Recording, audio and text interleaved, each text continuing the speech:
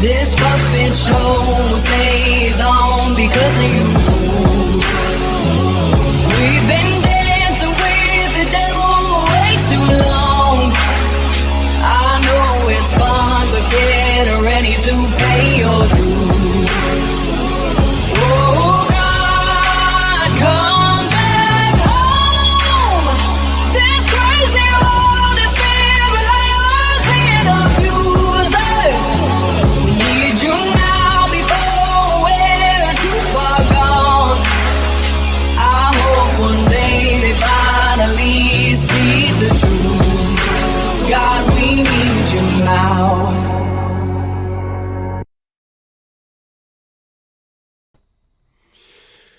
Well, good evening, patriots, freedom fighters throughout Saskatchewan, across the country, and those around the world that are tuning in. How are we all doing tonight? Share it out, share it out. Tonight we're streaming across Facebook,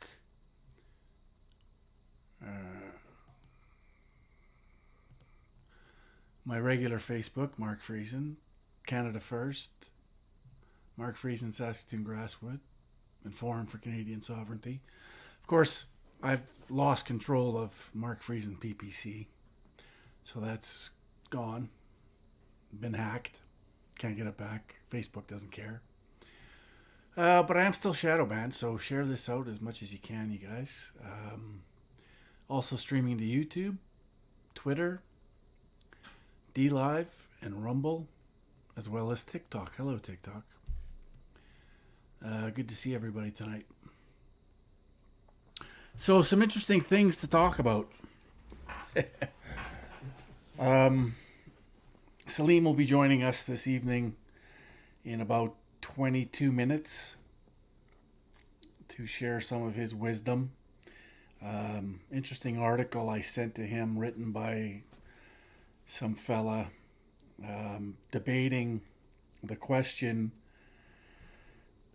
does a multipolar world get us out of the mess that is Sustainable Development Agenda 2030?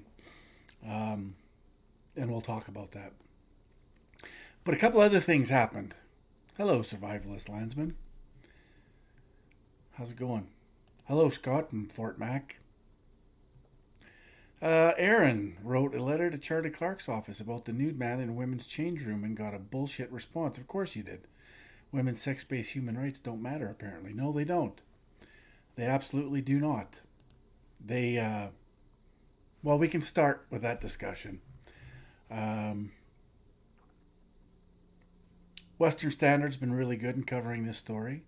They covered it. They covered the response that was given by Councillor David Curtin, who completely ignored the issue of female safety in women's change rooms.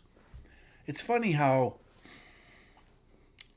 even as you go to the top of the globalist agenda, they have a whole goal dedicated to women and girls. Yet our city council is prepared to sacrifice our women and girls for the sake of transgender rights. Even though we know that predators and pedophiles use opportunities like that to gain access to women and young girls. We know this. It's a fact. Yet they don't care. David Curtin didn't address anything to do with female safety or security in city-run facilities. Could care less. It's all about the trans. It's all about quoting Human Rights Code in Saskatchewan. That and the code only says that they have to accommodate people who identify other than what their biology is. So accommodate them. Give them their own change room. Keep them away from women and girls. If you got junk between your legs, go somewhere else.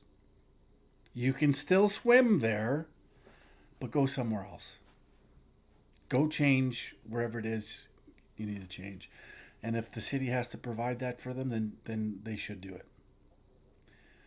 It's not rocket science.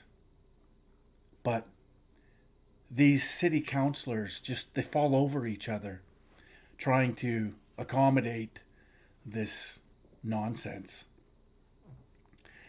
and sacrificing our women and children at the altar of the woke and the transgenderism. It's insanity. It's pure insanity. And I just hope that enough people show up tomorrow at the Shaw Center at 2 p.m. that we can effect some change and pressure city council into changing their policy. I don't understand. I don't get it. There's an easy fix. You keep people who have junk between their legs out of a women's washroom, change room. That's it. That's what you do. You funnel them into the change area that has specific individual change rooms. That's what you do. That's where they go. That's how you fix this. It's easy. If you actually cared about the women and the girls that are being harassed, are being ogled by pedos and skinhounds and putting our girls and women in jeopardy. I don't get it. I don't get it. There has to be an easy fix to this. Why would you want to expose our girls and women to predators? Why would you want that? And to the people that are planning a counter protest, what is it that you're counter protesting? The safety of women and girls? Is that what you're counter protesting? Because that's why we're there. I can tell you, I will be taking pictures of each and every one of you counter protesters, and I will out you as somebody who's defending predators and their access to our women and girls. Every single one of you. So if that's how you want to be tagged, if that's how you want to be labeled, by all means, it's a public place. If that's what you choose to defend, all the power to you. You go ahead and do that, and I'll blow you up. I'm tired of this. I'm tired of this shit. I'm tired of nobody having the courage to stand up and defend women and girls. Why is that such a hard thing to do? I don't get it. I mean, there should be 1,000 people there tomorrow, angry that our city council is choosing to put our women and girls in danger and in jeopardy of being, assaulted or worse. It's disgusting and it needs to stop. So, other than that, there's a couple other things we need to talk about. So, C-11, it passed last night or yesterday in the Senate, passed the third reading. So now, and I didn't know this last night, but apparently the good news is there were a number of amendments, of which I haven't seen yet. I haven't had time. But there's a number of amendments that the senators added to this bill. And from what we're understanding, the Liberals and the NDP, as it goes back to the House, will not pass this bill in its current form that includes the amendments. So obviously the amendments were counter to what the original bill was that went through. And so because the Liberals want to shut down free speech in this country and online, they want their original bill to stand. Thankfully, the Senate came together and added amendments to the bill, which I guess, and I assume, waters their bill down to the point where they can't accept it as is, because they want to shut us up. And why do they want to shut us up? Because they have an agenda that they need to achieve. And they don't want people like myself and others to be able to inform people as to the consequences of the agenda that they want to achieve. They need to shut people like me up. So that's what they are doing, and that's what they'll continue to try to do. But it's I was pretty hard on the Senate last night because it is an unelected body and it has no accountability whatsoever. But it seems that they've added at least some common sense to the bill, and that's a good thing. So we need to talk about that a little bit. Also, I want to talk a little bit about C-21, which is the gun ban. And Liberals aim to expand rifle and shotgun confiscations after withdrawing amendments from Bill C-21. And this is from the Gun Blog, so I kind of like their interpretation because the Liberals did pull back from C-21. Ultimately, they pulled back from it because their attempt at grabbing our guns, as much as it was affecting so many of us, it affected the First Nations people and their ability to hunt and trap because of particular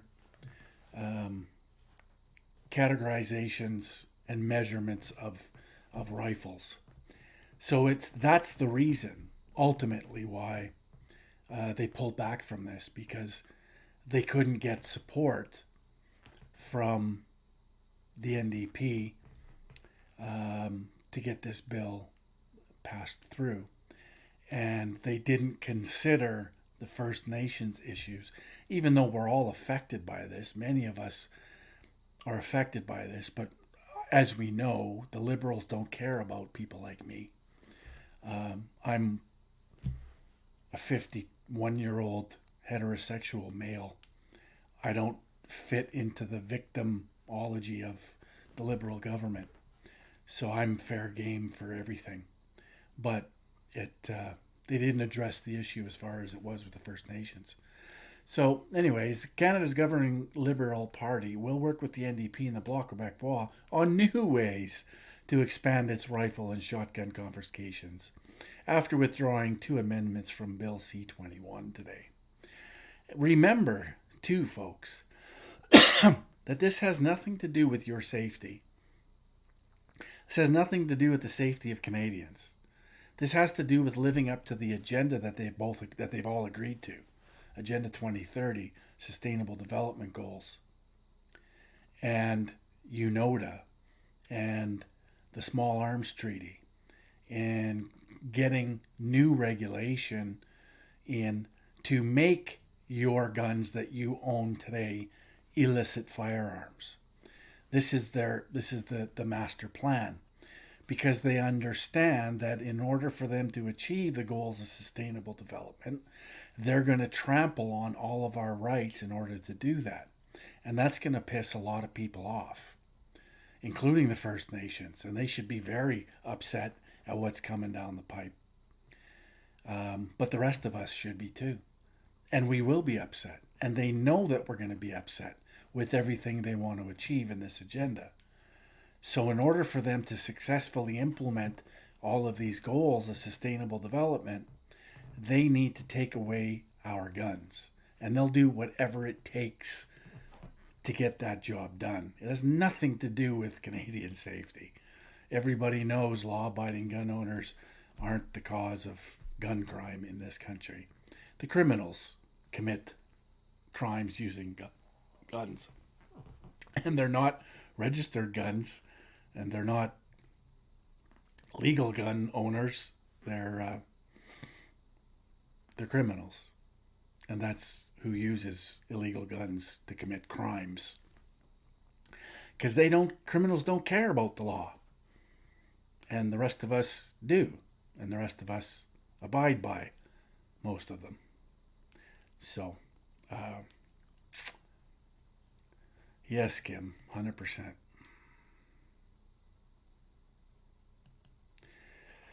So, anyways, we are now getting to work on our parliamentary colleagues to craft a clear solution that will keep assault-style weapons off our streets.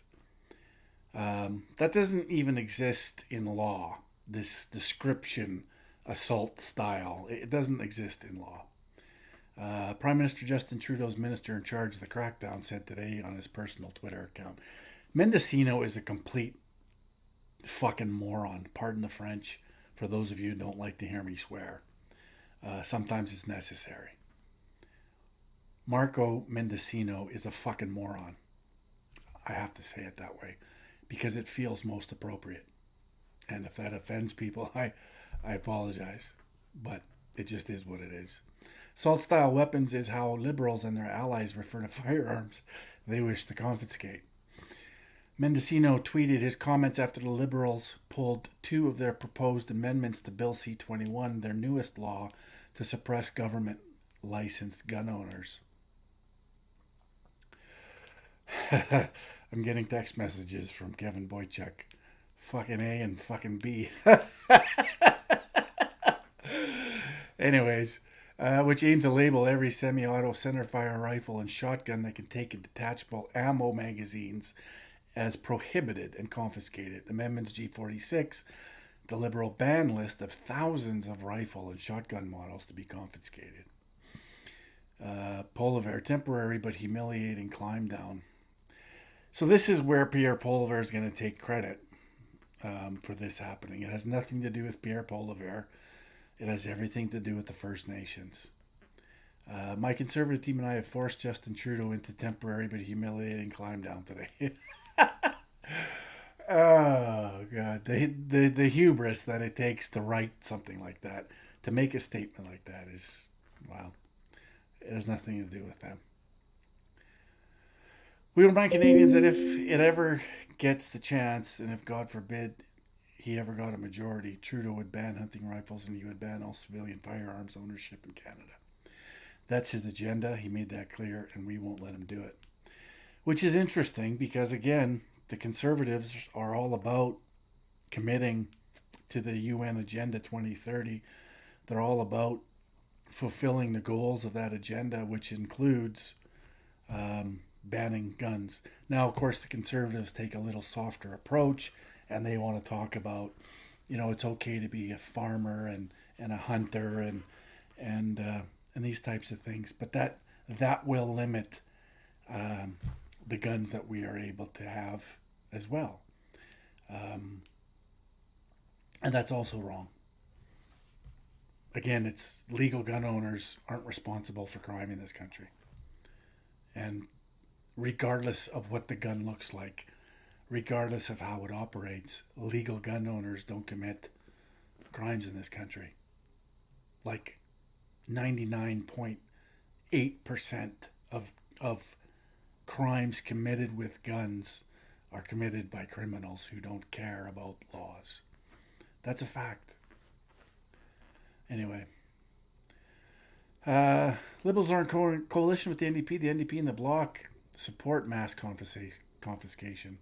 No, they don't, because they can't, which is why this happened. We extend our hand, and the request is clear. The government must do more to remove military stuff. Now it's military-style assault rifles from our homes and our streets. Christina Michaud, Bloc Quebec, all member of Parliament, and SECU said on their personal Twitter. That's a gun grab lobby group. She means nothing. Trudeau proposed Bill C-21 on May 22nd as a legislative attack on to weaken citizens, destroy the firearm industry, and kill gun culture. Hang on a second. I have to make sure I invite Salim to the studio before I forget.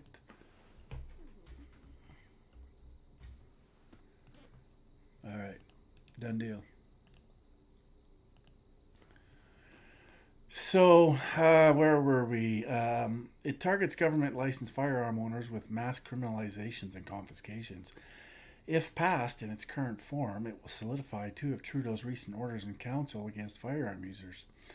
Except, there's a couple of provinces, a number of provinces and territories that have told the Prime Minister that they wouldn't abide and they wouldn't play along, because at least those premiers understand that in Saskatchewan, Alberta, Manitoba, the Yukon, these are tools of people's lives, and you should just leave them alone and let them live their lives without government wanting to comply with some goal of some unelected, unaccountable foreign entity that thinks we should remove all small arms from all citizens to make a more peaceful citizenry. Because they know exactly what's coming. Anyways, I'll put that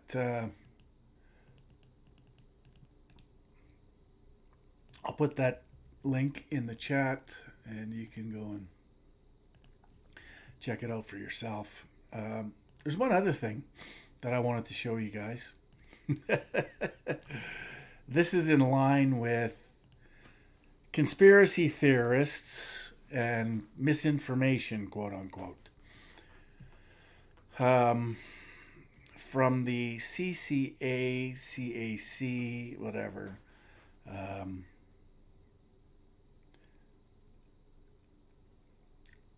It's an organization in Canada. Misinformation can cause significant harm to individuals, communities, and societies because it is designed to appeal to our emotions and exploit our cognitive shortcuts. Everyone is susceptible to it. We are particularly vulnerable to misinformation in times of crisis when the consequences are most acute.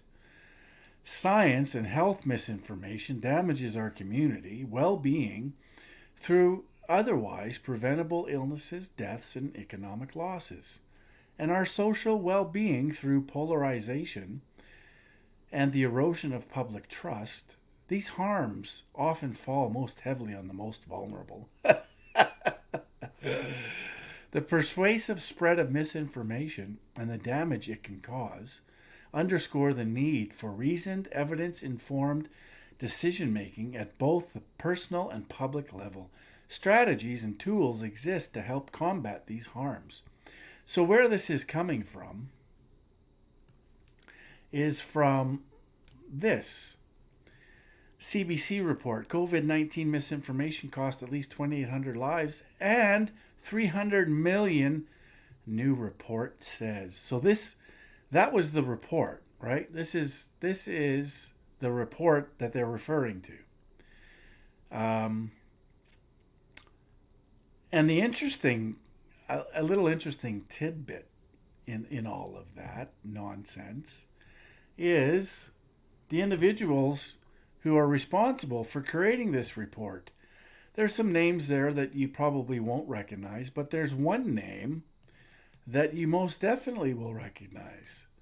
David Rothschild, economist, Microsoft Research, from the Rothschild banking empire. So they have their fingers in reports like this, and they have their fingers on a lot of different things that frame people like myself. That's how I made it onto the UNESCO list. Myself and Maxime Bernier, and Laura Lynn Tyler Thompson, and Chris Sky, and a number of others as conspiracy theorists. It's through groups like these that we end up on those types of lists, because we tell the truth, and it goes against the narrative that they're trying to build. It goes against the perception that they're trying to create with all of this insanity.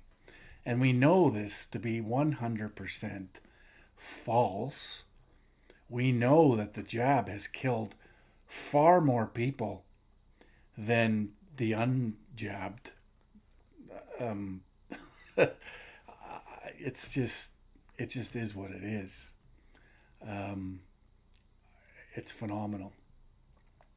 So I thought that was kind of interesting, how we can show who's connected to these reports and these studies as they promote their own misinformation and their own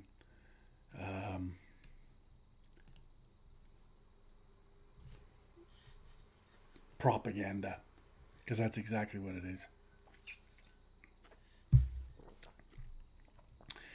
So, give me a second here. I have to send something to my computer. Sorry, TikTok, you're going to go away for a second. Hang on.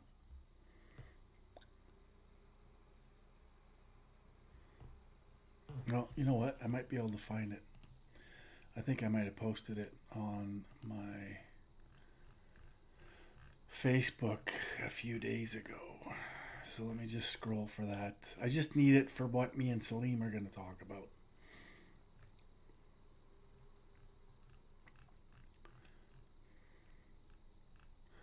Oh, by the way, we posted our second episode of the SDGs and what you need to know. So that's been posted up and out there. The third one should be released sometime this weekend, I guess.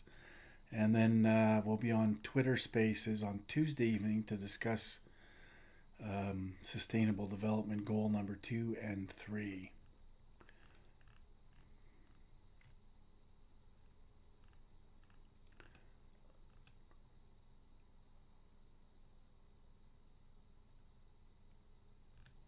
Sorry guys, I'm just looking for this one link that I shared a while ago.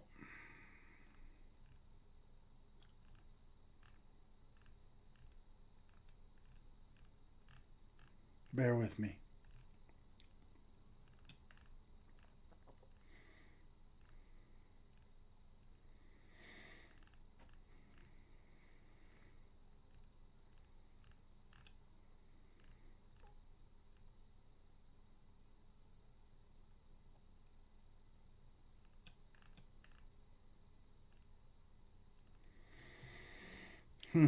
Not there. I wonder if it's on my Twitter. Sorry guys, I apologize. But we'll get back to regularly scheduled programming here shortly. I know I posted it somewhere.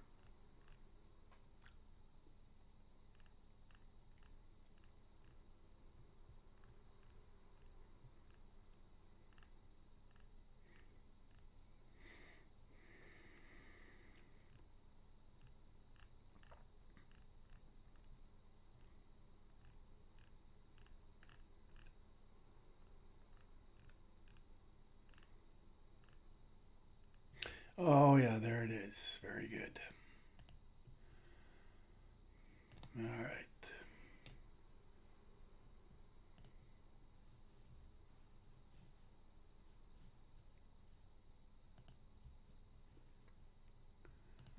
All right. So I can start this. So a guy by the name of Lane Davis writes this report. And it's called Welcome to the New Multipolar World Order, Part 3. We considered the forces shaping the world order and attempts to impose various models of global governance upon it. In part 2, we discussed the progress of the global power shift from west to east and asked why so many stalwarts of the so-called unipolar world order have not only accepted the inevitability of that power shift, but have apparently assisted in it. I'm just going to bring Salim in.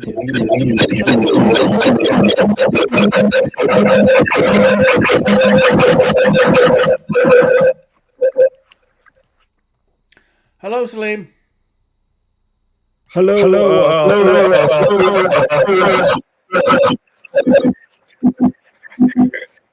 I am having an echo.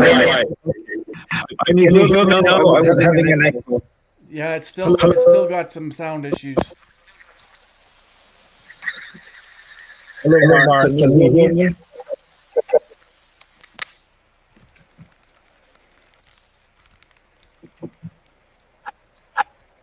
Okay, try again.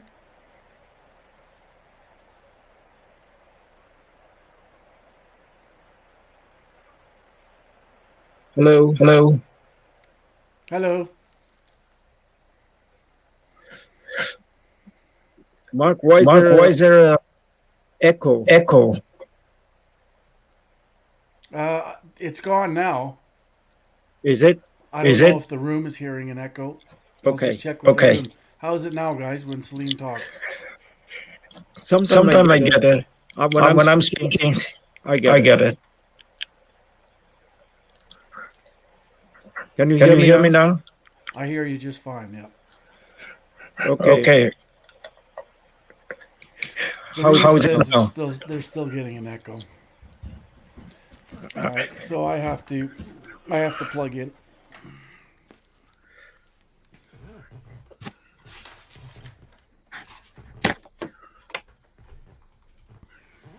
And that means TikTok has to go away because TikTok won't hear us. I can hear you pretty good. Can you hear me? Can you hear me? I can hear you, Salim. So can I. Okay, I'm sorry with all these technical problems. Nah, it's okay. It is what it is. So I was just going through this essay. So I'll just go on to read a little bit more of it. Yeah, go ahead, please. The so-called unipolar world order have not only accepted the inevitability of that power shift, but have apparently assisted in it. Ostensibly, the multipolar version of the world order is a departure from the unipolar model in the sense that it will supposedly genuinely observe international law and share power among the broader coalition of nation states. As a result, it will introduce supposedly functioning multilateralism into global governance, arguably for the first time. To some, this multipolar model sounds preferable to the current international rules-based unipolar model. Yet, when we look at the statements of the touted leaders of the new multipolar world order, their objectives are indistinguishable from those of their unipolar counterparts. For one thing, they express the unwavering commitment to sustainable development in Agenda 2030. For another, they support the United Nations Security Council remaining the political center of global governance, though notably the loss of the veto is countenanced. In addition, they wholeheartedly endorse the World Economic Forum's AI-driven Fourth Industrial Revolution. They also regard censorship and the information control as necessary to fight infodemic and to protect the world against disinformation. So basically, what he's saying, Salim, is that yes, there is a multipolar world sort of being developed through, I think, he's obviously inferring Brics and the Brics nations coming out of this, and they want to remain multipolar rather than under this unipolar. But the question in the essay is, but these countries are still committed to achieving the goals of sustainable development and Agenda 2030. So how is this going to change things from it's still, I guess his argument is still that it's still going to be sort of seen as a unipolar world if they're still living up to the commitments of Agenda 2030, right? Yes. I took a quick look at this piece that you're discussing, and it needs to be discussed because I think what the man is raising, the question that he's raising, his name is Ian Johnson, I believe. Is that correct? Ian Johnson? I mean, Ian Davis. Ian Davis, okay, yeah. The questions that he are raising are very legitimate questions and needs to be answered and need to be discussed and probed. So what he does not do, and what is the basic weakness of his argument, is what I would begin by saying things have to be put in context. Without context, there is no discussion, there is no meaning, there is no understanding, of why things happen. A war doesn't erupt from the blue. A baby doesn't fall from the mother's womb from the blue. Things happen before that leads to the issue.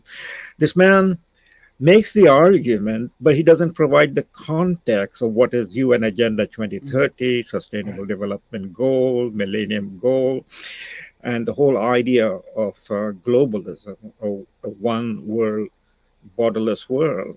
So that's a broad discussion, and I can only, within the limited time frame I have, I can only raise pointers, Mark, because if I was writing an extensive paper to take on Ian Davis's position, it would be, a 10,000 word paper at a minimum. So, so given those caveats, so let's begin the discussion.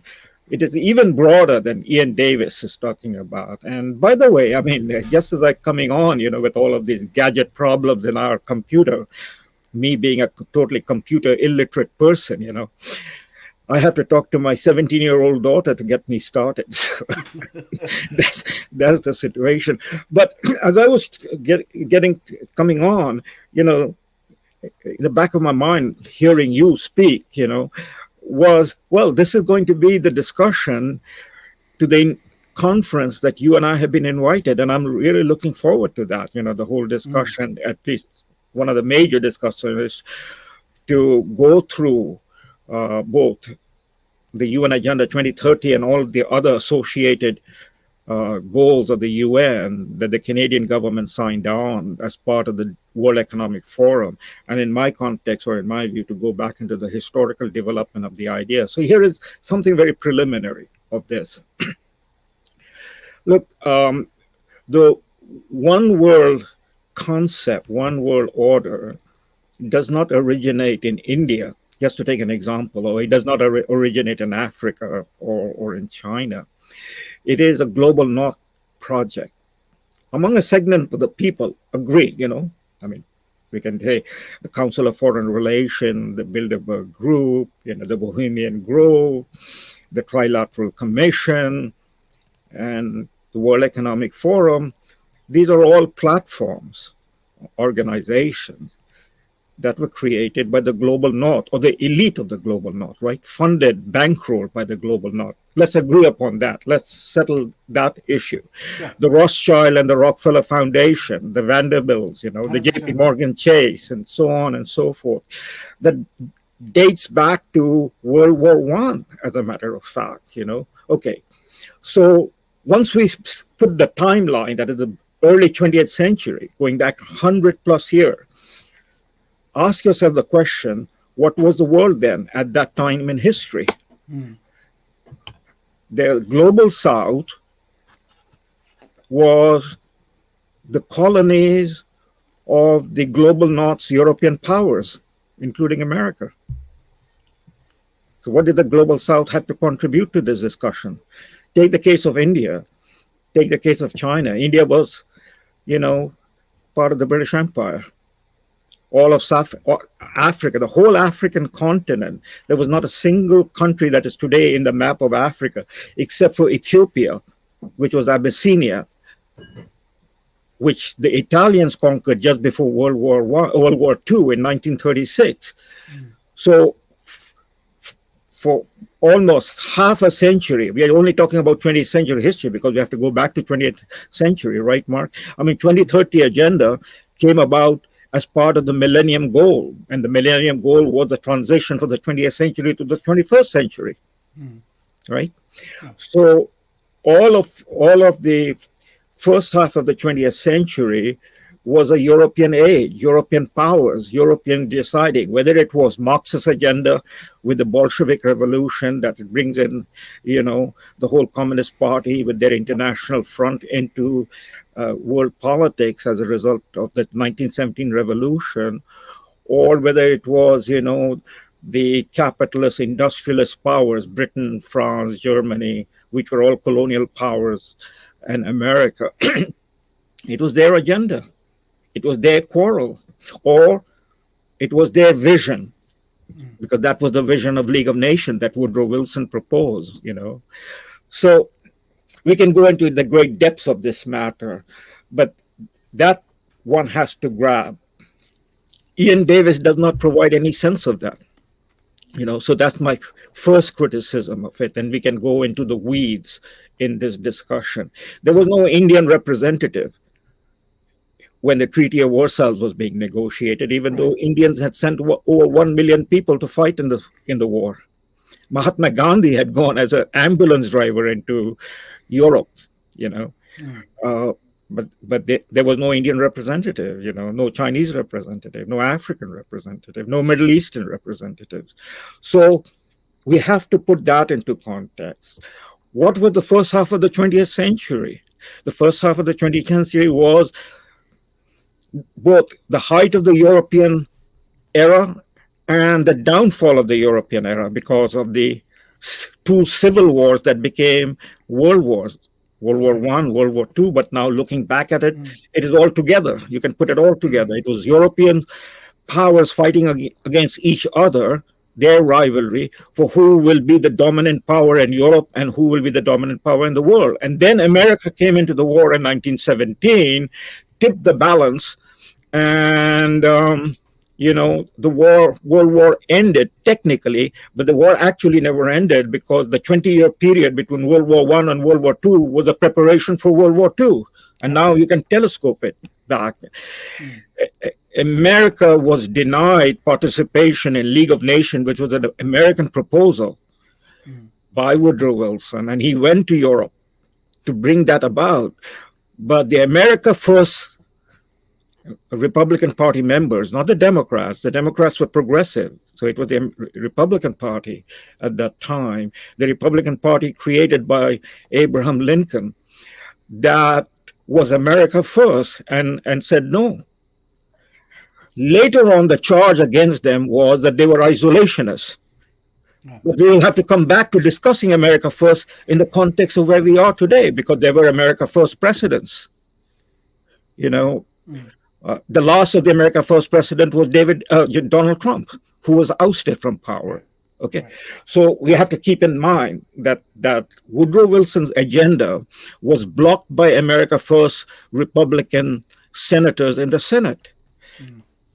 And America was not a member of the League of Nations when the Europeans started, jockeying for power from the Treaty of Versailles to the outbreak of the Second World War, with the crisis in Poland, and before that, the crisis in Czechoslovakia, and so on and so forth. And, I'm just pointing out, I'm not getting into the depths of the history. All right.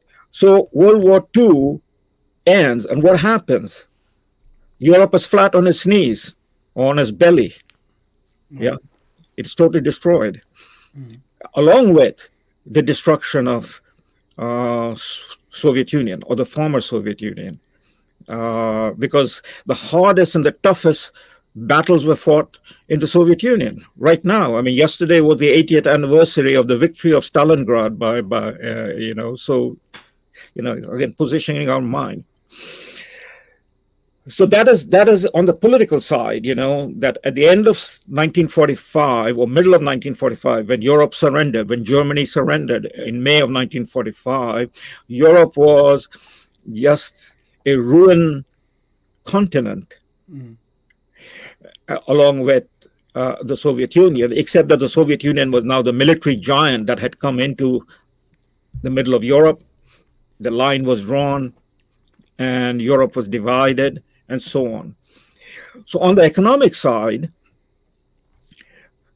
United States, as a result of World War One and then the end of World War Two, United States has emerged as a global power. Prior to World War One, United States was becoming a big power, but it is still limited to its Western Hemisphere. Right. And the great European power in terms of empires was Great Britain, right? The British Empire, followed by the French Empire, followed by the Dutch Empire, followed by the German Empire, the Spanish Empire. At the end of World War One, the American economy, in terms of global economy, was estimated to be 1/3 of the global economy. That is, 33% of the global economy was American economy. So America had become the giant. America had almost overtaken Britain Right. in terms of global economy and GDP. At the end of Second World War, 1945, from 33% of the global economy, America had become 50% of the global economy, if not more. The one power, one country was now the economic giant. All the rest in the world Right. together made up 50% or less, and America alone was 50%. America was a technological power, military power, economic power.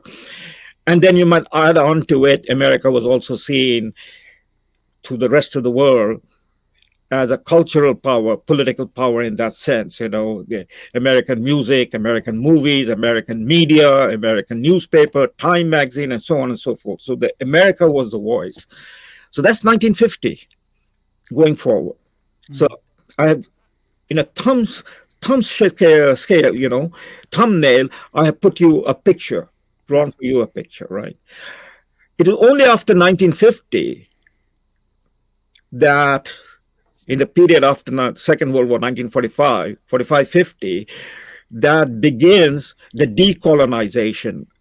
And you have, for the first time, countries of the global South emerging as independent states, right? The first one that emerged after World War II was India in 1947, Right. when Britain gave independence to India, partitioned India, and left. Then in 1949, the Chinese communists won the civil war inside China by defeating the nationalists that were being supported by the American Chiang Kai-shek. And their remnants are in Taiwan now.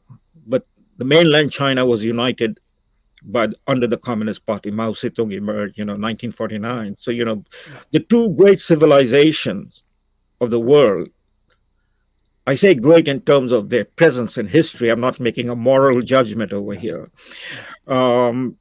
China and India, for the first time in about 300, 400 years, re-emerge on the world scene. Just to put this again in a thumbnail, China and India in 1500 AD, that is when the European age of discovery begins. Europe was just then, at that time, in the end of the 15th century, beginning of the 16th century, just emerging out of its own backwardness. Right. And India alone, according to historical figures, India was over 30% of the GDP at that time, and China was over 30% of the GDP at that time. So together, India and China were together 2/3 of the world economy in the 16th century. America did not exist, right? So Latin America did not exist. These were colonies that were going to emerge under the Spanish, the British, and so on and so forth. So again, put it into context. 500 years later, India and China are emerging as an independent country, with their own civilization, their own language, their own culture, their own history. They're emerging because of the ruin of the Second World War, in which the European powers committed, a multilateral suicide. That is what it was, which is what we are facing now in Ukraine. if it goes nuclear. So from 1950, you see the emergence of the global South as independent countries. But what was in 1950 for the rest of the world? That is for the global politics. Second World War had ended, but a new political situation emerged, and that is the Cold War, a bipolar world. On the one side, America leading technically what is called the free world, and on the other side, Soviet Union at the head of the socialist communist countries, along with China. China was connected with Soviet Union as communist power. So the world was divided. It was a bipolar world, and America was 50% of the economy of that world. All right. So if you go into the discussion of the second half of the 20th century, from say 1945 to 1992, when the Soviet Union collapsed, nearly 50 years, the second half of the 20th century, what is the main issue in global politics? There are two main issues in global politics. One main issue is to prevent another war, a global war that would become nuclear. And so while the line is drawn in the heart of Europe, subsequently both the American leadership and the Soviet leadership engage in the number one issue of the time, which is to bring about some sort of a detente, peaceful coexistence, arms control, disarmament, campaign for nuclear disarmament. That is what preoccupied the two global powers, the two superpowers, because both had become atomic powers, right?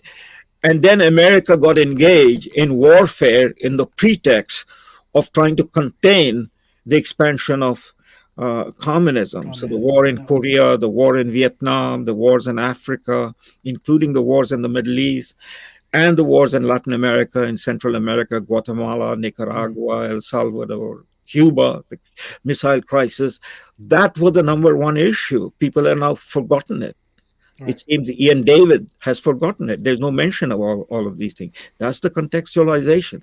The second issue that preoccupied the major powers, and the major power being the United States, was to bring about an economic development in those parts of the world which America was a dominant power. So it begins with Europe, the Marshall Fund, the European Recovery Program. It was offered by President Truman and is known as Marshall Fund because George Marshall was the Secretary of State who delivered the pronouncement, but it was backed by American financial, powerhouses, the Rockefellers, the Rothschild, the J.P. Morgan Chase, and so on and so forth. They were the ones who were backing it up for the development of Europe to recover from the wasteland that Europe had become during the Second World War. But also very important, Mark, because as a result of the Second World War and the coming of the Soviet Union into Berlin, the communist parties of Western Europe were the most powerful and influential parties. In Italy, the Communist Party was the largest political party. In France, the Communist Party was the largest political party. Why? Because they became associated with patriotism. They fought the Nazis. They were the resistance. Intellectuals, students, trade unions, and the same in Britain. Because remember, Churchill, within a matter of a month after the war ended, he was out of his job. He was defeated and replaced. And he was replaced by hardline social democrats who were influenced by communism. Thus began the withdrawal of the British Empire. And they were preoccupied with the economic repercussions. They'd gone through the Great Depression in the 1930s. Then came the war, and they're flat. And now they have to recover. And America is the only country that has the resources, not Soviet Union. And so Marshall Fund, the recovery. But it was not simply the recovery of Europe I mean, Americans created. I mean, the Americans created the United Nations. Americans created the agencies of the United Nations. That is the World Bank, the International Monetary Fund, the Bretton Woods thing, and the dominance of the American dollar. And so it was a question of also providing, that is the American idea of development assistance. Canada participated in it because Canada and America were the only two countries that was untouched by the war, Right. unscathed by the war. So if you put all of that in context, you can see the next 45 years of the 20th century, the preoccupation with detente and peaceful coexistence between Moscow and Washington, and then the question of economic assistance to the development of the countries of the global south, beginning with the countries of Europe. All right. So if you grasp that context, then you can ask the question, what happened in the development leading to sustainable development goal that you're talking about, unipolar world, the Millennium Agenda, and then finally the UN agenda. But all of these cannot be separated out because this came as a bundle. They came out together. But the bundle came out of, you have to go back to the 1980s, the work of Trilateral Commission, the work of G7 countries.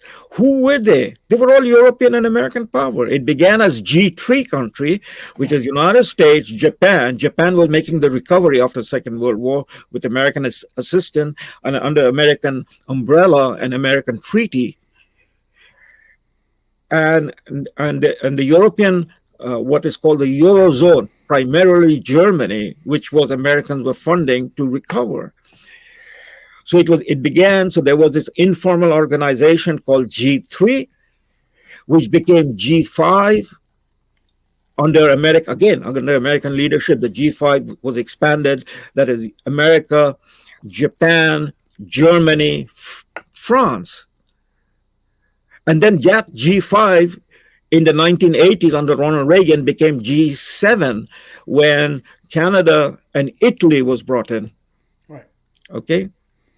So this was the talking shop. It is there that the whole issue of the European economic market was discussed. It was there. I mean, Europe is divided. So who was making what is the European market? It is going to be France, Germany, that is West Germany, and the Benelux country, Belgium, Luxembourg, Netherlands. And that is the European steel community, and out of the European steel community become the Euro market. And, they're discussing about bringing together all of these things under one control, if not hegemony. NATO has been created. Again, that's a European organization. And within this context, the issues are raised again about developing and assisting the global south, because global south is the battleground of ideas and politics between the East and the West. Well, and that's just it. So in the context of this agenda that we're talking about, and its first, conceptualization in the late 60s and its own evolution, and when countries in 92 first signed on to it, of course, most of the global south is going to sign on to this agenda because they're the ones who are going to benefit the most by this agreement. So, of course, they're going to agree to this. But at the end of the day, and where this Lane Davis gets it wrong, is that they still want to be in control of their own destiny, whether it's India or Russia or China or Brazil or other African states. They want to control their own destiny, and they don't want to be under American hegemony and the big banks, Rockefellers, Rothschilds, and so on, the people who first created this agenda, right? Well, yes and no, because remember, the leadership of the global south is not the peasant. Even Mao Zedong, he's not a peasant. He's an intellectual. Of course. Right? So the leadership of the global south in African countries, Middle Eastern countries, the country where I was born, India, Same thing in Latin America. The leadership of all of these countries are people, individuals who have gone to their mother country in terms of empire. The people from Indonesia, which was a Dutch empire, Yeah. they went to Holland for their education, Right. or they were educated in schools and colleges that were built by Holland in Indonesia. Right. Right? Right. Talking about India. India is not a country. India is a continent. 1.5 billion people. It is, 3 times the population of Europe, and more than 3 times bigger in size than Europe. Plus the amount of languages and religion and people, ethnicity. But it was because it was British Empire, it became a one country, and it was ruled as one country. In terms of the British conquest of India, India was at one time one country, but that was 1500. It was the British who then took over. And so the intellectual elites of India, they were all educated, in England or in India with universities and colleges, like my family, like me. Look, Sure. I'm an Indian, but I dream in English and I speak Shakespeare. Right. So the point I'm making is that immediately after the Second World War, the leadership of all of these countries, the African countries, they are all Francophone countries. I mean, when you talk about Francophone countries, the majority of Francophone countries are in Africa because France was the empire. Yeah. So Senegal, Ivory Coast, and Algeria, Tunisia, Morocco, these are all French-speaking countries. Right. And the leadership came from people who were educated in French universities, spoke French, and so on and so forth. So that's the first and second generation of leadership in the global South. They looked to the West. They participated with the West. Right. And the West wanted to assimilate them and integrate them to oppose the Soviet Union. But again, I'll say, hold on, among the intellectuals who were educated in Paris or in London, or in Amsterdam or in Berlin during the period of the empires, many of them turned out to be Marxists also. Yeah. Right. I mean, London School of Economics, Fabian, Frankfurt. Yeah. Frankfurt. So you see, it is a mixed bag. The point that has to be understood is both Marxist globalism, that is in terms of world revolution, and the capitalist globalism that comes out of, the progressive agenda of the Western powers, that is the English-speaking powers.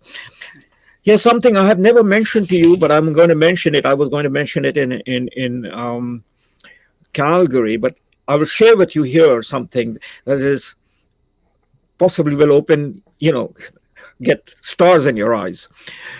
In the middle of Second World War, 1942 and then 1943, the World Council of Churches, the Episcopalians and the Evangelical Pentecostal churches, that is basically Protestant churches, not Catholic churches, the World Council of Churches, Yep. They were meeting in their annual conferences. It was called the Melbourne Conference. In 1942, they met in America. In 1943, they met in England. And so I have the documentation right in front of me. If I can get my glasses together, I will just read you a few points, not take up too much time. So this is from the 1942 conference that was organized. The World Council Church people met in Ohio Wesleyan University. And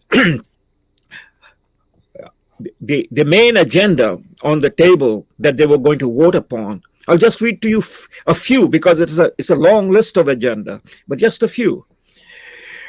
Right at the top, a world government of delegated powers, complete abandonment of U.S. isolationism.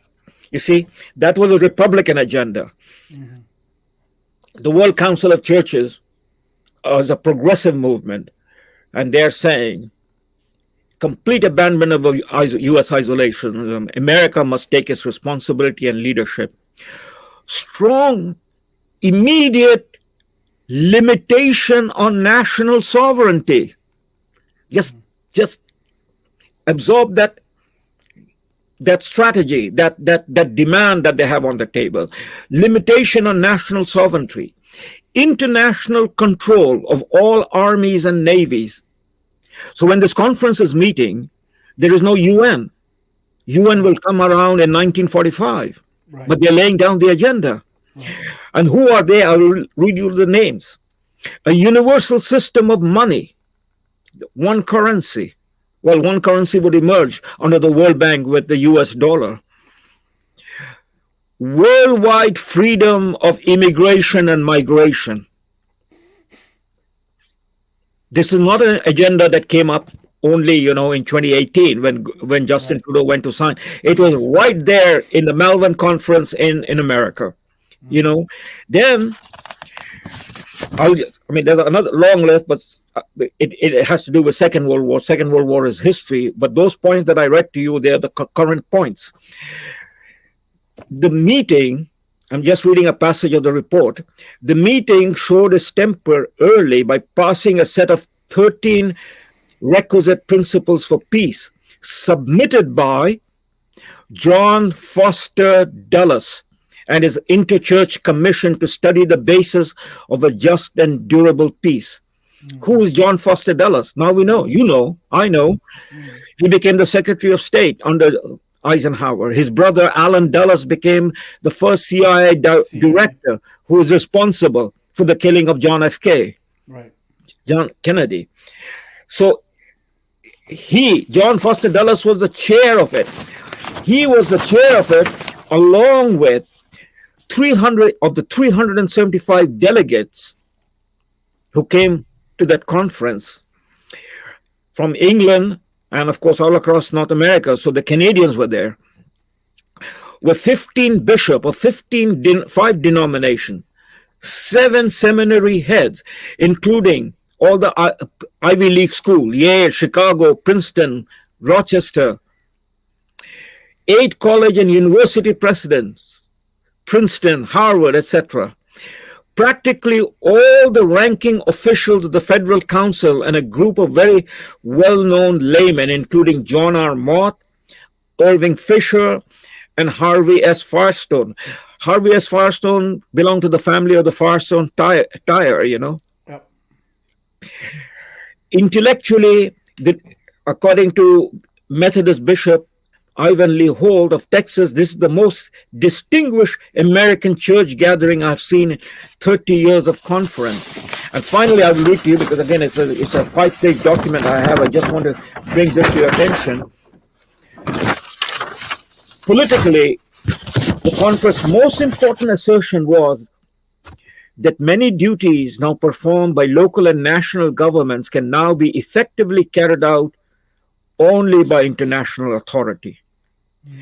Individual nations must give up their armed forces except for preservation of domestic order and allow the world to be policed by an international army and navy. The ultimate goal, a duly constituted world government of delegated powers, an international legislative body, a criminal court with adequate jurisdiction, international administrative body with necessary powers, an adequate international police force, and provision for enforcing its worldwide economic authority. There you have it, my friend. This is the people who are sitting in Council for Foreign Relations, who are sitting in the Bilderberg Group, who are sitting in the various think tanks, and who are the presidents of all the major universities in America and educational institutions in America, and the interaction and the fusion between the government and the churches and the private bodies, right? So this is nothing new. This is the Global North agenda, and they're going to educate the Global South, and they're going to recruit members from the Global South to be their representative. So as the Global South becomes independent, that is, the empire collapses, the leadership of the Global South in the first, second generation, that is the 1960s, 70s, 80s, they belong either to the Communist Party, which is also a globalist agenda, world revolution, or they belong to the US-led organizations, which are also globalists in their mission and in their agenda. But what is stopping this from happening? What is stopping this from happening in terms of actual implementation of the agenda is the Cold War, because there are two blocks, and the Cold War is going on, and that is what is stopping the agenda, that is the Western agenda of one world government, from being brought onto the table. So as a stepping back, in 1992, the Soviet Union collapses. And then immediately you can see the very first summit is the Earth Summit. Who's the chair of the Earth Summit? Maurice Strong. Right. Where is he from? Canada. What is his politics? He's a Marxist through and through, but he's also connected with the Rockefellers. He has worked for the Rockefellers. Right. He's representing the Council of Foreign Relations and so on. What is the first thing that they put on? Just imagine, at a stroke of a pen, it is this conference, the Earth Summit, the leading power is, of course, the Western powers. Right. By this time, the Europeans are now pretty much, back on their feet. Germany is going to get united. France is there. Britain is there. The American economy was at its height in the 1950s and 60s. And from that height, the American economy started going down because other economies start coming up, especially the European economy, the Japanese economy. I'm talking about the 1990, coming into 1990. So American economy starts slipping from over 50% of the GDP to where American economy eventually stabilizes around 30% in the 1990s. Right. And what is the agenda? The agenda moves from, a nuclear disarmament, from, peaceful, bringing global peace, to man-made global warming is the biggest crisis in the world we have to deal with. How come it happened in a flash of an eye, in a blinking of an eye? Because all of this had been prepared from beforehand. Right. And it was stable, and there it was signed. It was signed in the case of Canada. Canadian led the Earth Summit. Canadian Prime Minister signed on to the Earth Summit, Brian Mulroney, and of course President Bush, who was a CIA director, who was a vice president, whose family is deep inside the Council of Foreign Relations, 100%. comes out and announces New World Order. Yeah. Okay, so now the agenda is man-made global warming, and it is about decarbonizing the global economy, right? It is going to be the Kyoto Protocol leading on to net zero and so on. Well, Canada is signed on to it at the Earth Summit and at the UN when the Kyoto Protocol is discussed. The critical point is the Global South is exempted from it. Right. The two major players that is exempted from it is China and India. Right. So why will China and India oppose the Earth Summit? Right. They are going to be the beneficiaries. 100%. Absolutely. Right? Absolutely. So how are they going to be the beneficiary? Because with the carbon pricing and taxing, which is what they're doing now, of wealth. Right. yeah, they're going to. That is the thing that is being dangled in front of the global South. There will be redistribution of income. Great. Right. Pass it through the UN agenda. Great. So the 1990s then becomes the period when the Cold War ends and the entire one world governance agenda is brought on the table under these various headings: Sustainable Development Goal, Millennium Goal, and then UN Agenda 2030. When you look at the UN Agenda 2030, as you have done, and as I've talked about with you, the 17 chapters, you look at most of the chapters.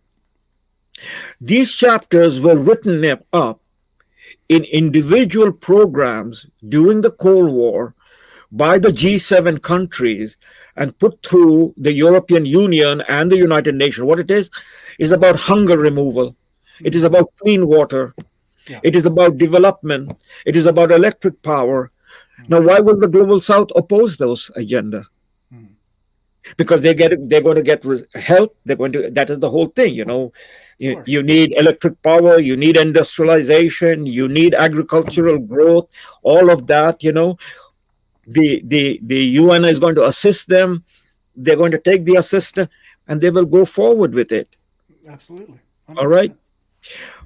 But the critical thing, I mean, this can become a very long discussion, but the critical thing, just trying to bring it very fast together, which Ian Davies does not touch upon, apart from the context which I have described, what he does not touch about is the one world agenda is the pushing of the culture.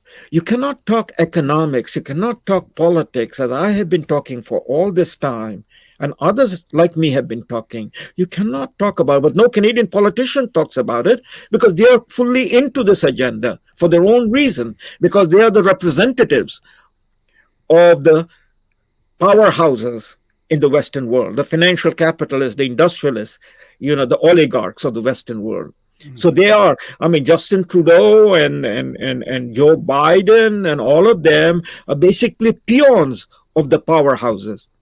Right. They're not the people who are the actual power, they're the puppets. As I just read to you, the Melbourne Conference from 1942, it is the Wall Street powerhouses that are financing this agenda.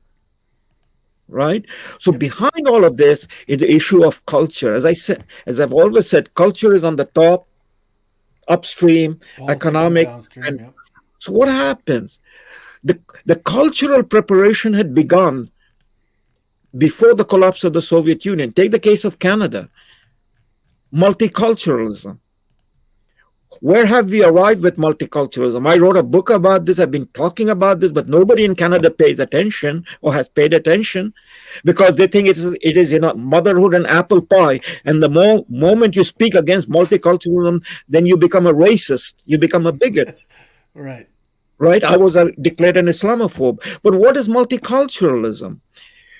Multiculturalism inside a country is to destroy its identity. So that's where you have Justin Trudeau saying in 2015, Canada has no core identity. His father began multiculturalism in the 1970s. And, you know, 45 years later, the son is saying Canada has no core identity. That's exactly part of the one world agenda. Absolutely, 100%. Because if you don't have your own identity, how are you going to resist the argument of one world agenda? Right. Yep. Nobody's talking about multiculturalism in India. Nobody's talking about multiculturalism in China. You know? No, they sure aren't. Nobody's talking about multiculturalism in Malaysia, in Vietnam, in Brazil, because they're trying to build up. Because after 500 years of being colonized, they're trying to build up their own national identity, whether it is, you know, Indian identity in terms of their own culture, their own language, their own religious history, their own tradition. Yep. And what are we doing in the Western world and have done over not 1 year or 2 years, over the last 40 plus years, that is almost half a century, what we have done is we have hollowed out and destroyed our identity of who we are, so that we can then become part and leaders of the one world agenda. Yes, 100%. So this is the issue. The issue comes down to now, where are we now? All of that thing that was put together by the power that the West had in terms of the last 50 years after the Second World War. It was a unique moment. One country, United States, with over 50% of the GDP of the world. Right? And backing it up. So that unique moment was a moment in which this agenda was packaged. And then when the Soviet Union collapsed, this agenda was unfolded. And then what happens? The global south is pretty much signed on to all the economic aspect of it, but they're not signed on to the cultural aspect of it. But the economic and political issues cannot be solved without cultural hegemony, cultural dominance. The Americans had the cultural dominance during the Cold War period. But then, to put this again in a thumbnail, this whole multicultural issue turned on to become a woke issue, a critical race theory issue. Right. It is the insanity of this idea that has gone through basically the collective West, which is where we are, that the rest of the world was faced with, but the rest of the world did not know how to respond. Right. Until this war broke out, the Ukraine war. The Ukraine war was designed by the same powers led by the neocons. And we have to talk about who the neocons are maybe in another conversation. But by the neocons, supported by the oligarchs, the same oligarchs, the Rothschild, the Rockefeller, the J.P. Morgan, and so on and so forth, now joined up by people like Bill Gates, George Soros, Yes. Bezos, and the whole lot of them, the Mike Zuckerbergs and others. Their agenda is that they have no country, they have no culture, they belong to the world. Yes. And they are going to rule the world. They are the elite. They know what it is. I mean, when you hear a person like Yuval Harari or Klaus Schwab talking about it, this is it. The rubber hits the road ultimately with the cultural issues. And what was the issue that our prime minister, our emperor dictator, going around selling the world once he became the prime minister in 2015, going to Africa, handing out money for abortion, for LGBTQ, for gay pride. But the people were confused. The leadership were confused. They didn't know what to do about it. On the other hand, the old civilization that are strong with their identities and are not going to, in a sense, compromise. Right. They are the Indians, they are the Chinese, they are the people of the Middle East, So on the top, you might look at China and say, yeah, this is China way, this is communism. But that is a thin layer. At the bottom is the Chinese people are a very traditional people in their own tradition of Confucianism and elder worship, ancestor worship, Buddhism and Taoism. The Indians, same thing. On the one side, the largest religious tradition in India is Hinduism, which is almost 5,000 years old, with their own history, with their own values, with their own way of doing things, Right. And they are not going to give it up. And then you have the Muslims, And that's why, Salim, that's why the world, in my view, has to remain multipolar. It can't go to unipolar. It goes against too much. There's too much friction in trying to force this unipolar world. It's impossible. That's what they tried to do. Exactly. But you see, they were using first the money, that economy, the strength of the, and then the military, because they was, look at all the wars after the collapse of the Soviet Union, the Iraq war, the Afghan war, the Libyan war, the Syrian war, the war in the Balkans, the Serbian war. They were using the muscle power to dictate the terms of the rule-based order. Okay? 100%. Yep. But again, the confusion remained because, these countries want development. They have a growing population. At the same time, they have their own cultural inheritance, and they're not ready to, walk away from it. Right. And more importantly, why should they? Of course. But more importantly, they have come about, they have emerged with the collapse of the European powers as colonial powers, as nation states. Yeah. They have not emerged as empires. The Chinese have no agenda to recreate an empire because, their country is a continent, 1.4, 1.5 billion people. The same thing with India. India has no interest in an empire. India is faced with the challenge of maintaining and developing its own, and so on and so forth. The Turks are not out to recreate the empire. The Russians are not out to recreate the empire. The Soviet Empire collapsed. Right. I mean, if the argument is that these countries want to recreate empires, then how about England? That collapsed at the end of Second World War. Is it out to recreate this empire? And the French recreate their empire. Empire that collapses is gone. Yes. So the thing is, these countries are emergent as nation states, and they are strong in terms of their identity as a nation state.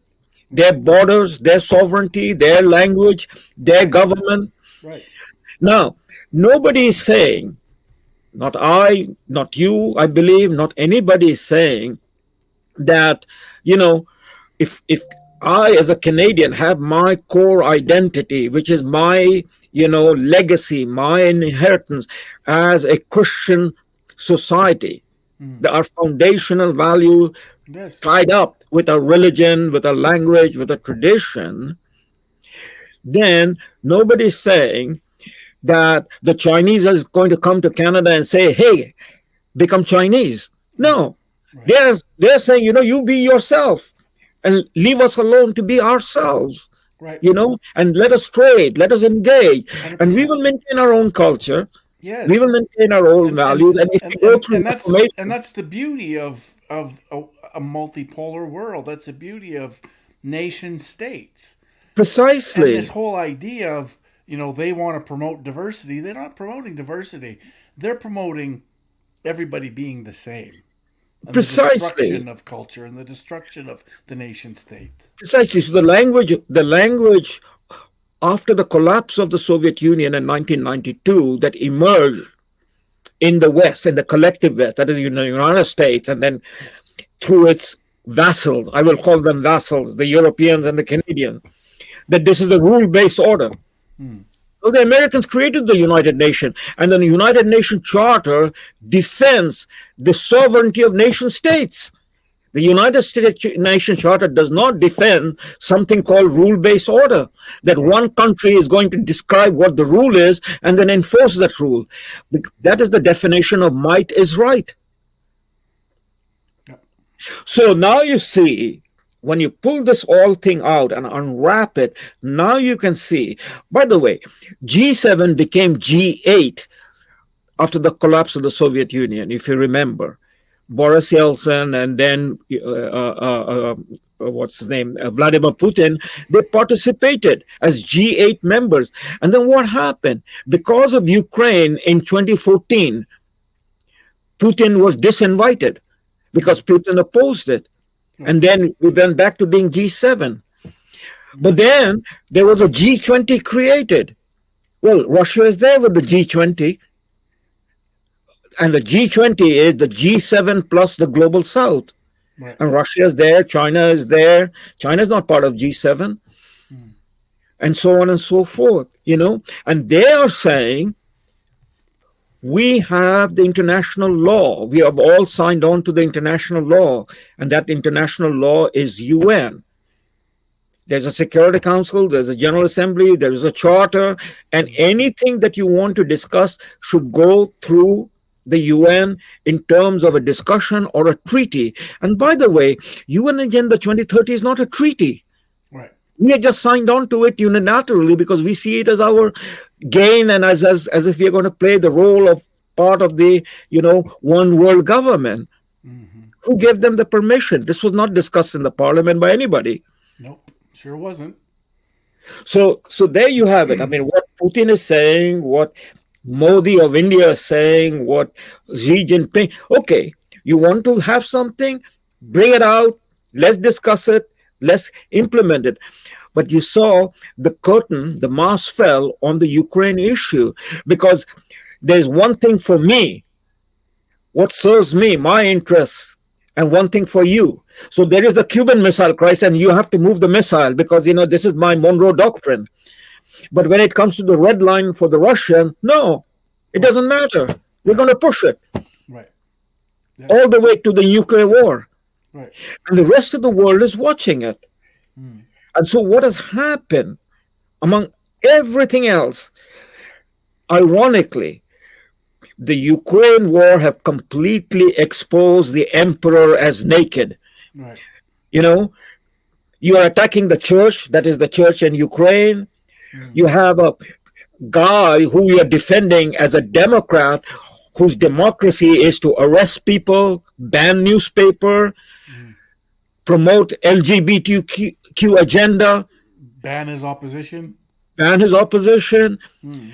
And he's the great leader. He's the Winston Churchill, the man who plays the piano with his dick, Right. right? So, Yeah. so the world is watching it. I mean, this is in real time. The world is watching it. Mm.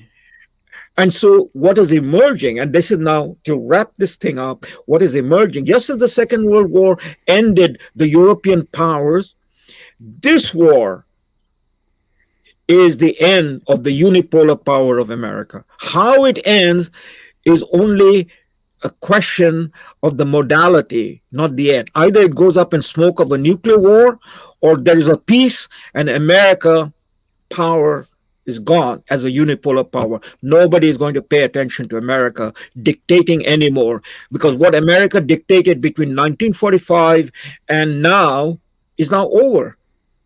Right. Nobody's going to pay attention to it. Mm. You see? Because Very America interesting. abandoned its own goal. America became Yes. an empire instead of remaining a constitutional republic. Right. So that's why when the man says, I mean, I'm just using his that what is the difference between unipolar? Well, the difference is the unipolar world is not the agenda; it is the center of power that dictates what the agenda is going to be. Right. And a multipolar world will be many powers where discussions has to take place. Yeah. You know, As it should. As it should happen. And as it precisely. should be. 100%. Precisely. Yeah. And if you Indians want to maintain your caste system, you Chinese, you want to maintain your ancestor worship, you Muslims, you want to maintain your Sharia law, go ahead, do it, Right. be my friend. We in Canada, we are a Christian country. Yes. Our value is freedom, but Yes. freedom based upon individual responsibility. Yes. This 100%. is our constitution. And Yes. we are going to shake hands with you. We will fly with you. We will play soccer with you. We will dance with you. But in Canada, this is our This identity. is what You we do. respect our identity. We respect your identity. Let us throw out Justin Trudeau and all the globalists from Ottawa. That should be our goal. 100%. Absolutely. Yes. Absolutely. Very well said, Salim. Very interesting discussion. This is very important. And that's what people have to wake up to. We don't Yes. go around telling other people how to live their life, Yes. because we have to learn how to live our life as free, responsible, and accountable individuals. 100%. Absolutely. All right. On that note, I think we'll end it there. We're at about an hour and a half, and that's good. Fantastic discussion, and I hope this puts it into a bow, because it really does in a short way, in an hour. It explains, what we're all fighting for and what we're fighting against. So thank you for that. Yeah. Thank you. Thank you for picking up this conversation or this discussion, because it needed to be clarified. And I'm glad that we took the opportunity to go through this clarification. So, yes. And you know what? As an addendum to this, at some point we have to come back and talk about our constitution, because just as the unipolar hegemony or rule-based order has proven to be basically an emperor without clothes, Mm.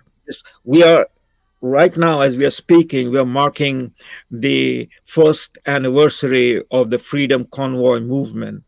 And what the Freedom Convoy movement did was to Yes. prove the Canadian emperor is naked. Our constitution is basically a hollow document, and the Yes. Canadian people have to wake up to that. We cannot have freedom in Canada unless we revisit the argument of what sort of a 100%. federation and what sort of a constitution we have. Let's reserve that conversation for next Friday, Salim.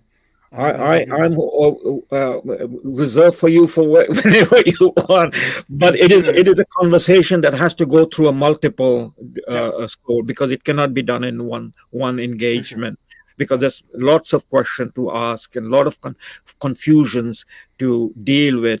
And sadly to speak, our leaders are totally, invested in a document that is, by the way, has no reference to we the people.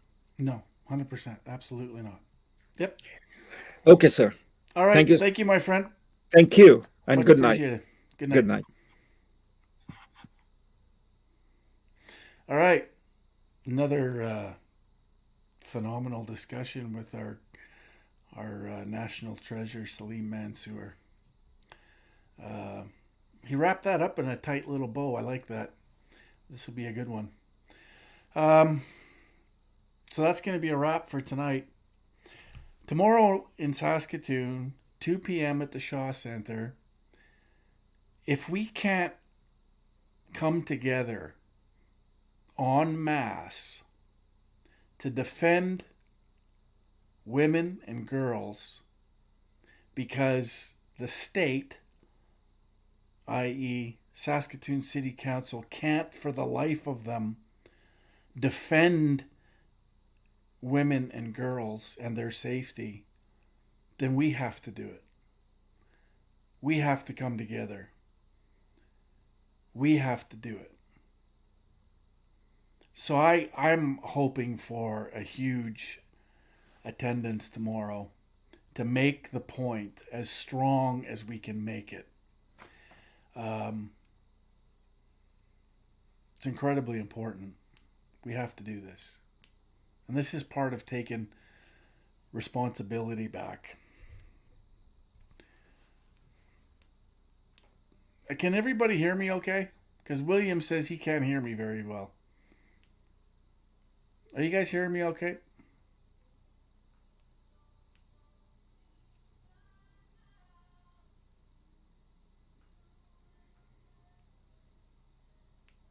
Okay. All right. Good. So, so we have to do it because our city council has decided they don't care about the safety, security of women and girls. That's their position. They chose not to address it, so it is what it is. We have to force them to. So I hope to see many of you there tomorrow. And hopefully we can affect the change that's necessary and shine a light on this. So thanks, guys. Thanks for sharing this. Thanks for coming in. And we'll see you next time. Possibly tomorrow night. Maybe Sunday night. I don't know. See how it goes. Remember, globalism, bad. Nationalism, good. All right. Ciao for now.